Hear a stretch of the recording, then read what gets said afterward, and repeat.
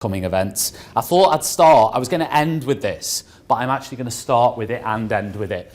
And that is that, I spend a lot of time on social media talking to teachers and kind of reading the room, so to speak. And, every teacher has experienced a decline in behaviour in some way, shape or form in the last few years. So I think whatever we talk about today, and I do want people to just throw out comments.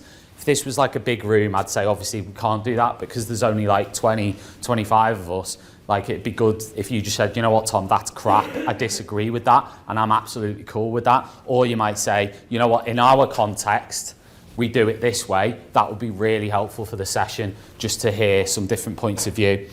But that's one thing I think if you're a mentor of a trainee or a new teacher, I think it's a good thing to keep in mind. I think it's easy to forget that the behaviour has been a real challenge in the last few years. The kids haven't been in normal classrooms. They're coming into a post-16 environment, having maybe not had the usual expectations that they might have had pre this pandemic. I thought I'd start with just 3 things from my teaching of Key Stage 5 since the start of my career. And the first one is, and this really ties into behaviour management, is you don't have to know everything. So you can sometimes just say, I don't know, and I'll look that up later. It's something that when I first started, I had a class of about 10 students, and they were high flyers. I was teaching in North Wales. It was, and within that context, it was a high achieving group. And when I first started teaching, I was really intimidated because I was 23 and I had 10 kids in the room who were as tall as me. And suddenly it was like, oh, sugar, do I have to act differently here? How do I approach this? I felt all at sea. I stressed more about those lessons, despite them being probably the nicest kids I taught, than any of the Key Stage 3 or 4, because I wasn't used to it. Now, obviously, in your context, maybe people have only ever taught post-16, so they're probably unaware of that. But post-16 teaching is a skill in itself, because you've got to be able to pitch it at that particular level for the students. One thing I did is I tried to answer every question. I tried to say, you know what, I know.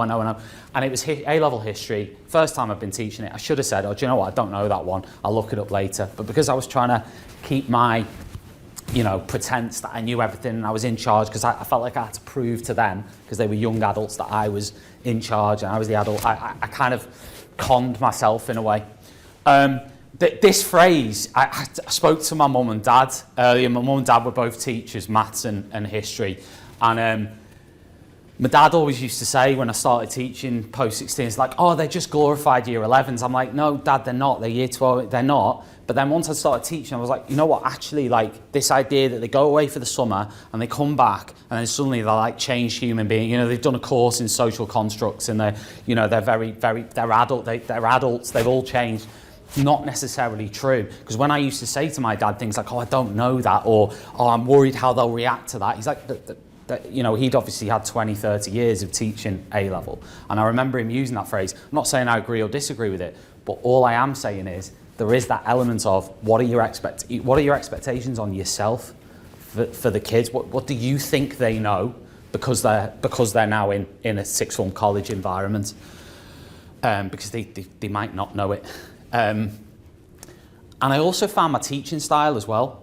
My teaching style, I think there's that tendency to go, all right, it's post-16, so the kids aren't used to maybe as much independent work as what we'd like them to be.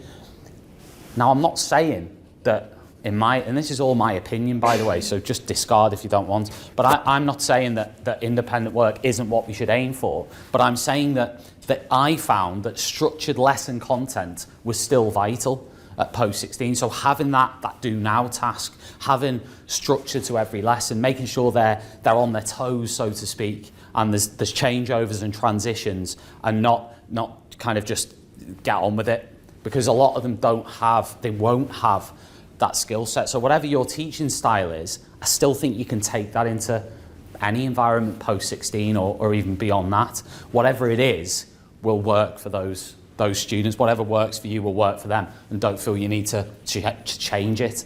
And they're just my takeaways, no one else's.